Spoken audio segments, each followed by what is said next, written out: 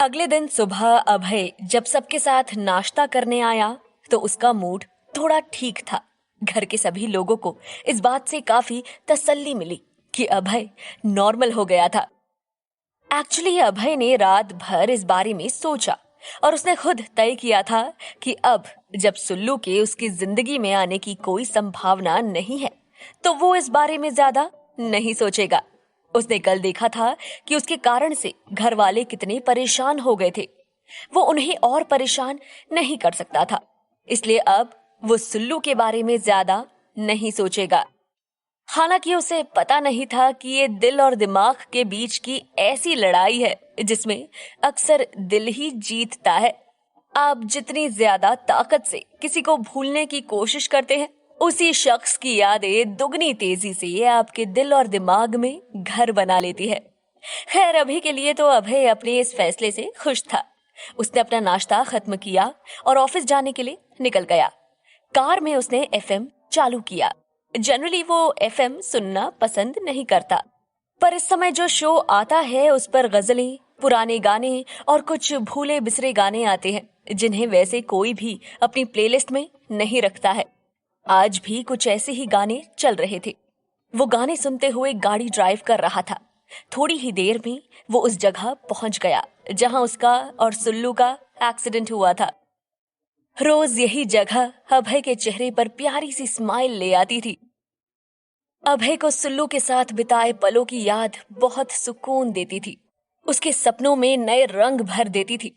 उसने सुबह सुबह जो फैसला लिया था सुल्लू के बारे में ना सोचने और उसे भूल जाने का, ये उस फैसले की पहली परीक्षा थी। और जैसा होता है, अभय के दिल और दिमाग की लड़ाई में उसका दिल जीत गया था। सुल्लू की यादें फिर से उसके दिल और दिमाग पर छा गई थी। तभी एफएम पर एक गाना आया। बहुत पुराना गाना था, पर अभय की मौजूदा हालत पर बिल्कुल फिट हो रहा था। गाना था, जिन्हें हम भूलना चाहे वो अक्सर याद आते हैं। अभय को लगा जैसे ये गाना उसी के लिए बज रहा हो। सच में अभय जितना सुल्लू को भूलने की कोशिश कर रहा था वो उतना ही ज्यादा याद आ रही थी। अभय को फिर से एक अजीब से खालीपन और बेचैनी का एहसास होना शुरू हो गया था। उसने एफएम बंद कर दिया। उसका ऑफिस भी लगभग आ ही चुका था। उसने गाड़ी पार्क की और ऑफिस में गया। वो अपनी सीट पर बैठा ही था कि उसके मोबाइल में मैसेज नोटिफिकेशन आया। उसने देखा सुल्लू का मैसेज था। उसने तुरंत मैसेज ओपन किया। उसमें लिखा था, सॉरी अभय जी, मैं रात को आपको रिप्लाई नहीं कर पाई। मुझे भी आपसे मिलकर बहुत अच्छा लगा। Hope we will meet soon. वैसे भी आपकी ट्रीट ड्यू है मुझ पर। इसके साथ ही स्माइली वाला इमोजी भी था। मैसेज पढ़कर अभय के चेहरे पर एक स्वीट सी स्माइल आ गई थी। उसने 3 बार उस मैसेज को पढ़ा, फिर रिप्लाई किया, sure Sullu ji, we will meet soon, और साथ में वही स्माइली वाला इमोजी टाइप करके सेंड कर दिया। तभी पियन ने आकर उसे बताया कि उसके बॉस मिस्टर मेहता उसे बुला रहे हैं। उसने अपने हाथ में पकड़ा मोबाइल जेब के हवाले किया और उठाकर बॉस के केबिन में चला गया। वहां पर उसका कलीग रोहन पहले से ही मौजूद था। उसे देखकर मिस्टर मेहता बोले, आओ अभय, हम तुम्हारा ही इंतजार कर रहे थे। फिर उन्होंने अभय को बैठने का इशारा किया। अभय ने उनके सामने वाली चेयर पर बैठते हुए कहा, जी सर कहिए। अभय, जैसा कि तुम्हें पता है कि हमारा पिछला प्रोजेक्ट खत्म हो गया है, उसका मेंटेनेंस हमारी जूनियर टीम देख लेगी। आज हमें एक नया प्रोजेक्ट मिलने वाला है और मैं चाहता हूं कि तुम दोनों इस प्रोजेक्ट को हैंडल करो, क्योंकि it's really a big one. हमें एक फेमस फैशन डिजाइनर के लिए एक ऑनलाइन शॉपिंग पोर्टल और मोबाइल ऐप डिजाइन करना है। उनकी प्रेजेंट वेबसाइट से अलग वो कुछ नया चाहते हैं। एक्चुअली उन्होंने हाल ही में अपना ब्रांड लॉन्च करने के बारे में सोचा है और इसे वो ऑल ओवर वर्ल्ड में एस्टैब्लिश करना चाहते हैं। इसी वजह से उन्हें एक वर्ल्ड क्लास पोर्टल लॉन्च करना है जिससे उन्हें पूरे वर्ल्ड में पहचान मिले। बाकी की ब्रीफिंग हमें मीटिंग के वक्त ही मिल पाएंगी।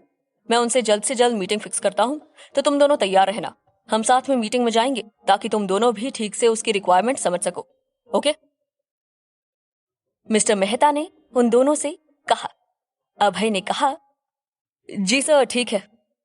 इतना कहकर वो और रोहन केबिन से बाहर आ गए। रोहन ने उसे कहा, क्या यार चुन्नू, अभी एक काम से निपटे थे, सोचा था थोड़ा टाइम रिलैक्स करेंगे, फिर से एक नया काम मिल गया। इतना कहकर उसने अपनी जीभ दांतों के नीचे दबाई और फिर उसने तुरंत कहा, अरे सॉरी यार, मैं भूल गया था, तुझे चुन्नू सुनना अच्छा नहीं लगता, अब से ध्यान रखूंगा, पर क्या करूं, पुरानी आदत है। फिर हंसते हुए वो आगे बोला, तो चले अभय जी, नए काम की तैयारी करते हैं। अभय ने मुस्कुराते हुए कहा, अरे नहीं, इट्स ओके, तुम मुझे चुन्नू बुला सकते हो। रोहन मुंह खोलकर उसकी तरफ देख रहा था। जो अभय अब तक चुन्नू सुनते ही चिढ़ जाता था, वो खुद उससे उसका निकनेम कहने के लिए बोल रहा था। उसने बहुत आश्चर्य से अभय को कहा, भाई आज सूरज कहाँ से निकला है? तू मुझे डांटने की बजाय खुद चुन्नू बोलने को कह रहा है। अभय ने मुस्कुराते हुए उससे कहा, वो तो पता नहीं भाई, पर इतना पता है कि जो लोग हमसे प्यार करते हैं, हमारे करीब होते हैं, वही हमें हमारे निकनेम से बुलाते हैं। अब हर कोई तो मुझे चुन्नू नहीं बोलता ना। रोहन उसके इस बदलते व्यवहार से एकदम शॉक्ड था।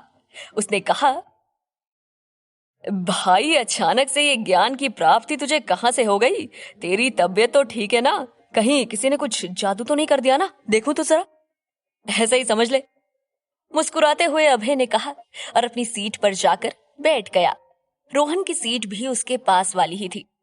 वो भी आकर वहां बैठ गया और बोला, बताना यार, कुछ तो हुआ है, वरना चुन्नू सुनकर जो गुस्सैल सांड की तरह भड़क उठता था, वो आज खुद चुन्नू बोलने को कह रहा है। एक दिन में इतना चेंज कैसे? और ये ज्ञान की बातें तुझे किस गुरु ने सिखा दी? हाँ? इधर सुल्लू भी अपने ऑफिस में थी। अभी वो थोड़ा फ्री थी तो उसने सोचा कि उसे उसके अपकमिंग प्लान के बारे में स्नेहा मैम से बात कर लेनी चाहिए। वो स्नेहा मैम को बहुत मानती थी, उसके लिए वो उसकी मेंटोर थी, इसलिए उसने सोचा कि इस बारे में एक बार उनसे राय ले लेनी चाहिए। सुल्लू ने मुंबई जाकर कोर्स करने के बारे में स्नेहा मैम को बताया। वो बहुत ज्यादा शॉक्ड हो गई। वो थोड़ा सा गुस्से से बोली, ये क्या नया फितूर है सुल्लू? किसने कहा तुझसे ये सब करने को? क्या जरूरत है? सुल्लू उसका ऐसा रिएक्शन देखकर हैरान थी। उसे स्नेहा मैम का गुस्सा समझ नहीं आ रहा था।